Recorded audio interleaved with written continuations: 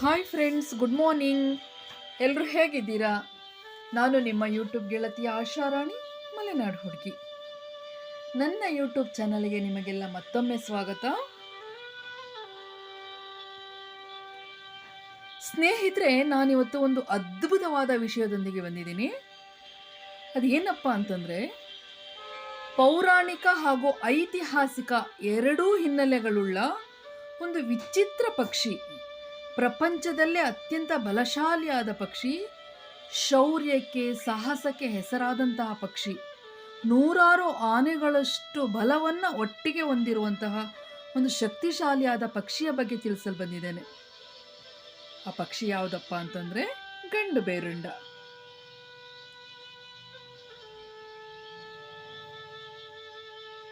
ನಮ್ಮ ಕರ್ನಾಟಕದ ಎಲ್ಲ ರಾಜವಂಶಗಳು ಸಹ ಈ ಗಂಡ ಬೇರುಂಡವನ್ನೇ ತಮ್ಮ ರಾಷ್ಟ್ರೀಯ ಲಾಂಛನವಾಗಿಟ್ಕೊಂಡಿದ್ರು. ಕಾರಣ ಏನಪ್ಪ ಅಂದರೆ, ನಮ್ಮ ಸಾಮ್ರಾಜ್ಯವು ಸಹ ಈ ಗಂಡು ಬೇರುಂಡದಷ್ಟೇ ಬಲಿಷ್ಠವಾದ ರಾಜ್ಯ ಎಂದು ತಿಳಿಸಲು ಕರ್ನಾಟಕದ ಎಲ್ಲ ರಾಜರುಗಳು ಸಹ ಈ ಗಂಡು ಬೇರುಂಡ ಚಿತ್ರವನ್ನೇ ಲಾಂಛನವಾಗಿ ಇಟ್ಕೊಂಡಿದ್ರು.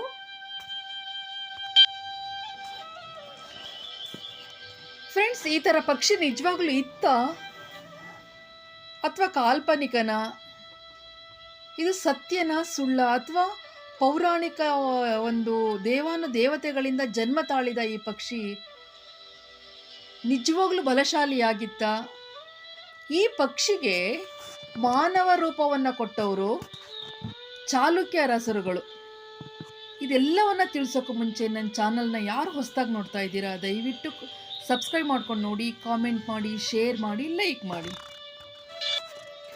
ಸ್ನೇಹಿತರೆ, ಪೌರಾಣಿಕವಾಗಿ ಪ್ರಪಂಚದಲ್ಲಿ ಅತ್ಯಂತ ಶಕ್ತಿಶಾಲಿ ಪ್ರಾಣಿ ಶರಭ.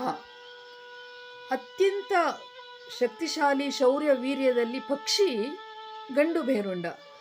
ಈ ಶರಭ ಅನ್ನುವ ಪ್ರಾಣಿ, ಗಂಡು ಬೇರುಂಡ ಅನ್ನುವ ಪಕ್ಷಿ ಹೇಗೆ ಜನಿಸಿದ್ವು? ಎರಡು ತಲೆ ಒಂದೇ ದೇಹದ ಈ ಪಕ್ಷಿ ಹರಿಹರರ ಸಮ್ಮಿಲನದಿಂದ ಆಯಿತು ಅಂತೇಳಿ ಹೇಳ್ತಾರೆ. ದೈವೀ ಸಂಭೂತವಾದ ಈ ಪಕ್ಷಿಯ ಹುಟ್ಟು ಹೇಗಾಯಿತು, ಯಾಕಾಯಿತು ಅಂತ ತಿಳಿಸ್ಕೊಡ್ತೀನಿ. ಗಂಡ ಅಂದರೆ ಅತ್ಯಂತ ಬಲಶಾಲಿ ಅಂತ ಹೇಳಿ ಅರ್ಥ ಸಂಸ್ಕೃತದಲ್ಲಿ. ಬೇರುಂಡ ಅಂತಂದರೆ ಭಯಾನಕವಾದಂಥ, ಅಂದರೆ ಭಯಾನಕವಾಗಿದ್ದು ಅನ್ನುವ ಅರ್ಥವನ್ನು ಸಂಸ್ಕೃತದಲ್ಲಿ ಕೊಡ್ತಾರೆ. ಈ ಭಯಾನಕ ಅಂತ ಯಾಕೆ ಹೇಳ್ತೀವಿ ಅಂದರೆ, ಹಿಂದೆ ಹಿರಣ್ಯಕಶಿಪುನ ಕೊಲ್ಲಲಿಕ್ಕೆ ಶ್ರೀಹರಿ ನರಸಿಂಹ ಅವತಾರವನ್ನು ತಾಳಿ ಬರ್ತಾರೆ. ಹಿರಣ್ಯಕಶಿಪುವನ್ನು ಯುದ್ಧದಲ್ಲಿ ಸೋಲಿಸ್ಬಿಟ್ಟು, ಅಂದರೆ ಕುಸ್ತಿನಲ್ಲಿ ಸೋಲಿಸ್ಬಿಟ್ಟು, ಅವನನ್ನು ಹೊಸಲಿನ ಮೇಲೆ ಕೂತ್ಕೊಂಡು ಅವನ ಹೊಟ್ಟೆಯನ್ನು ಬಗ್ದು ಅವನನ್ನು ಸಾಯಿಸ್ತಾರೆ. ಆದಮೇಲೂ ಸಹ ಅವರು ತುಂಬ ಕ್ರೌರ್ಯವಾದ ಗುಣ ಬಂದ್ಬಿಟ್ಟಿರುತ್ತೆ. ಎಷ್ಟು ಮಾಡಿದ್ರೂ ಅವ್ರದ್ದು ಕೋಪ ತಣ್ಣಗಾಗೋದೇ ಇಲ್ಲ. ಇವರ ಅಂದರೆ ನರಸಿಂಹಸ್ವಾಮಿಯ ಕೋಪವನ್ನು ತಣ್ಣಗೆ ಮಾಡಲು ಪರಮೇಶ್ವರನನ್ನು ಬೇಡ್ಕೊಳ್ತಾರೆ.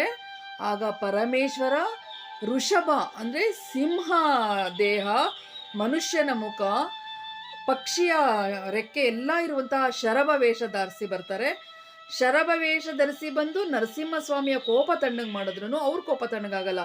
ಅವ್ರ ಕೋಪ ತಣ್ಣಗೆ ಮಾಡಲು ಶ್ರೀಹರಿ ಏನು ಮಾಡ್ತಾರೆ, ಗಂಡು ಬೇರುಂಡ ವೇಷ ಹಾಕಿ ಬರ್ತಾರೆ. ಆ ನಂತರ ಇಬ್ಬರೂ ಸಮಾಧಾನಗೊಂಡು, ನಮ್ಮಿಬ್ಬರಲ್ಲಿ ಯಾವುದೇ ರೀತಿಯ ಭಿನ್ನಾಭಿಪ್ರಾಯ ಇಲ್ಲ, ನಾವಿಬ್ಬರೂ ಒಂದೇ, ಹರಿಹರರು ಒಂದೇ ಅಂತ ಹೇಳಿ ಈ ಒಂದೇ ದೇಹ ಎರಡು ಪಕ್ಷಿಯ ಮುಖ ಆಗುವಂತಹ ಒಂದು ಪಕ್ಷಿ ಉದ್ಭವಿಸುತ್ತೆ, ಜನಿಸುತ್ತೆ. ಅದೇ ಗಂಡ ಬೇರುಂಡ. ಫ್ರೆಂಡ್ಸ್, ನಾವೆಲ್ಲ ನಮ್ಮ ಕರ್ನಾಟಕ ರಾಜ್ಯದ ಲಾಂಛನದಲ್ಲಿ ಎರಡು ತಲೆಯ ಗಂಡು ಬೇರುಂಡ ಚಿತ್ರವನ್ನು ನೋಡಿದ್ದೀವಲ್ವಾ? ಇದು ನಮ್ಮ ರಾಜ್ಯದ ಬಲಿಷ್ಠತೆಯ, ಶೌರ್ಯದ ಸಂಕೇತದಿಂದ ಈ ಒಂದು ಚಿಹ್ನೆನ ಇಟ್ಕೊಳ್ಳಲಾಗಿದೆ. ಇಡೀ ವಿಶ್ವದಲ್ಲಿ 3 ಮಿಲಿಯನ್ ವರ್ಷಗಳ ಹಿಂದೆ ಈ ಪಕ್ಷಿ ಬದುಕಿತ್ತು ಅಂತ ಹೇಳಲಾಗ್ತಾ ಇದೆ. ಈಜಿಪ್ಟ್ ಮತ್ತು ಆಸ್ಟ್ರಿಯಾ ದೇಶದ ಪಳೆಯುಳಿಕೆಗಳಲ್ಲಿ ಈ ಪಕ್ಷಿಯ ಚಿಹ್ನೆ ಸಿಕ್ಕಿದೆ, ಪಳೆಯುಳಿಕೆ ಸಿಕ್ಕಿದೆ ಅಂತ ಹೇಳಿ ಇತಿಹಾಸಕಾರರು ಹೇಳ್ತಾ ಇದ್ದಾರೆ. ಅಷ್ಟೇ ಅಲ್ಲದೆ ಪ್ರಾಚೀನ ದೇವಾಲಯ ತಕ್ಷಶಿಲಾದಲ್ಲಿರುವ ಬೌದ್ಧ ದೇವಾಲಯದಲ್ಲೂ ಸಹ ಗಂಡು ಬೇರುಂಡ ಚಿತ್ರದ ಒಂದು ಕುರುಹಿದೆ ಅಂತ ಹೇಳ್ತಾ ಇದ್ದಾರೆ.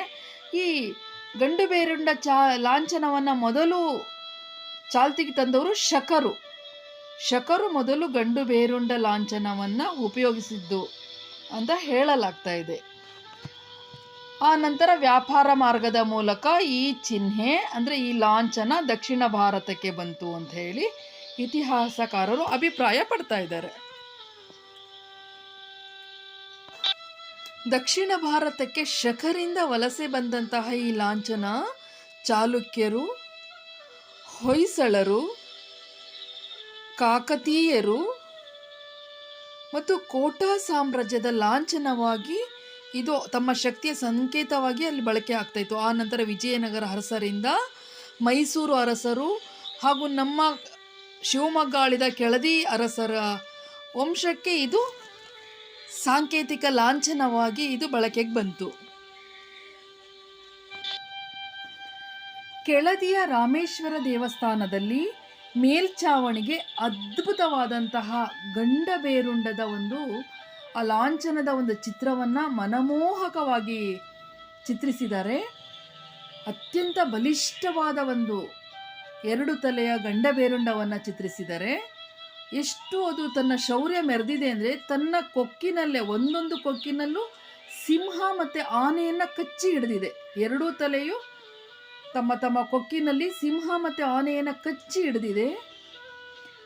ಕಾಲಿನ ಉಗುರುಗಳಿಂದ ಬಲಿಷ್ಠವಾದಂತಹ ದೊಡ್ಡ ದೊಡ್ಡ ಆನೆಗಳನ್ನು ಕಚ್ಚಿ ಎಳೆದಿದೆ.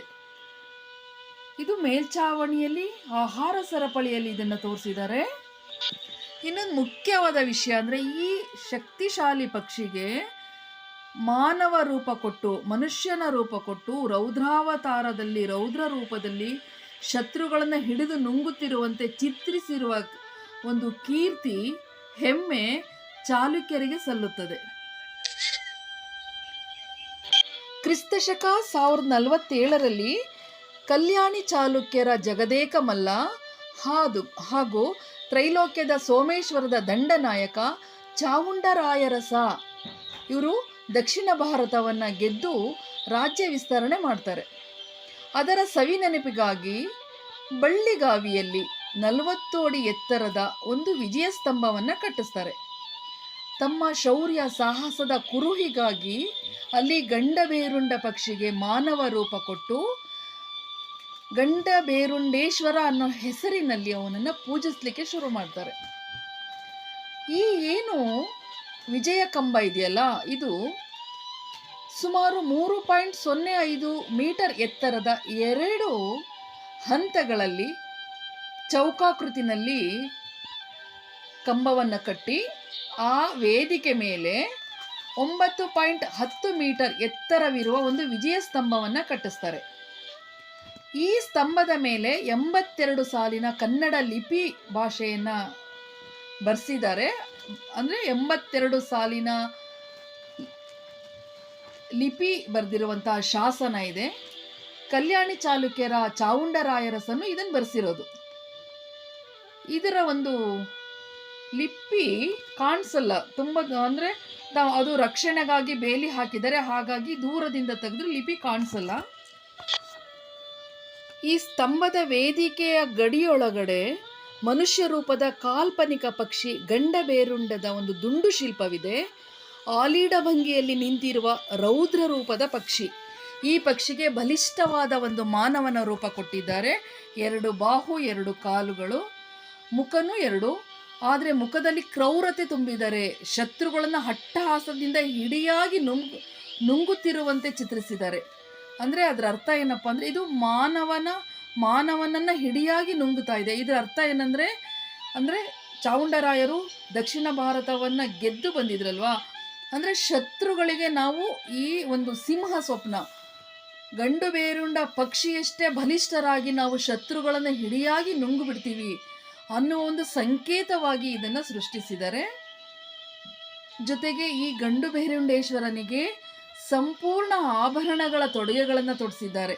ಹಿಂದೆ ಒಬ್ಬ ರಾಜ ಏನೇನು ಆಭರಣಗಳನ್ನು ಹಾಕ್ತಿದ್ದ, ನೆಕ್ಲೆಸ್ಗಳು, ಹಾರ, ಕೈಪಟ್ಟಿ, ಬಳೆ, ಸೊಂಟದ ಪಟ್ಟಿ, ಕಾಲಂದುಗೆ, ಪ್ರತಿಯೊಂದು ಬಂಗಾರದ ಆಭರಣಗಳನ್ನು ಇಲ್ಲಿ ಕೆತ್ತಿದ್ದಾರೆ.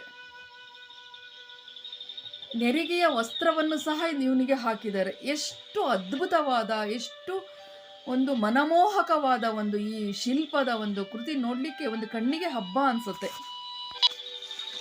ಸ್ನೇಹಿತರೆ, ಇನ್ನೊಂದು ಮುಖ್ಯವಾದ ವಿಷಯ ಹೇಳ್ತೀನಿ ಕೇಳಿ.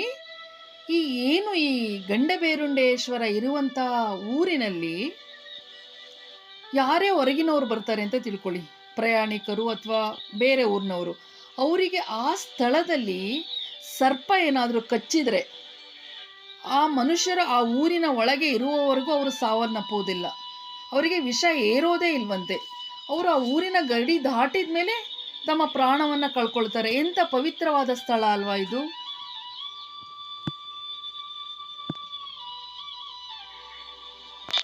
ಇಂಥ ಪವಿತ್ರವಾದ ಸ್ಥಳ, ಪುಣ್ಯ ಸ್ಥಳ ಎಲ್ಲಿದೆಯಪ್ಪ ಅಂತಂದರೆ ಇದು ಶಿವಮೊಗ್ಗ ಜಿಲ್ಲೆ ಶಿಕಾರಿಪುರ ತಾಲೂಕಿನ ಬಳ್ಳಿಗಾವಿ ಗ್ರಾಮ. ಅಂದರೆ ಬಳ್ಳಿಗಾವಿ ಗ್ರಾಮ ಗೊತ್ತಲ್ವ, ನಮ್ಮ ಹೊಯ್ಸಳ ರಾಣಿ ಶಾಂತಲೆ ಜನ್ಮಸ್ಥಳ, ನಮ್ಮ ಶರಣರಾದ ಅಲ್ಲಮ ಪ್ರಭುಗಳ ಜನ್ಮಸ್ಥಳ. ಆ ಬಳ್ಳಿಗಾವಿ ಗ್ರಾಮದ ತಾಳಗುಂದಕ್ಕೆ ಹಾಗೂ ಆನವಟ್ಟಿಗೆ ಹೋಗುವ ಕವಲು ದಾರಿಯಲ್ಲಿ ಈ ದೇವಾಲಯವನ್ನು ನಾವು ನೋಡ್ಬೋದು ಅಂತ ಹೇಳಿ.